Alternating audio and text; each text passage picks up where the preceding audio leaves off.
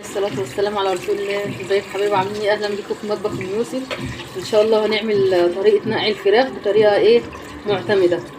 ان شاء الله احنا غسلناها ونضفناها وخليناها زي الفل اهي وما فيهاش اي حاجة، المية زي القشطة بس هنعملها طريقة نقع بقى وهوريها لكم. بصوا حبايبي ما شاء الله تبارك الله، اللهم صل على النبي. بصوا المية زي القشطة، غسلتها وطلعت كل اللي فيها. بصوا المية نضيفة ازاي.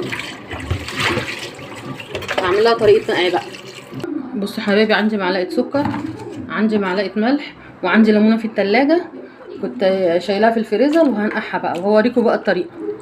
بصوا حبايبي عبال ما تعملوا الشوربه 10 دقايق كده وهتلاقوها طلعت، ما هوريكم بقى طلعت حاجات قد كده. بصوا حبايبي بصوا بعد مرحله النقع بقى بعد 10 دقايق بصوا الميه بقت عامله ازاي. يعني دي تعتمدوها في الفراخ وفي الطيور كلها. بصوا الميه كان كل ده هيبقى في الشوربه. بصوا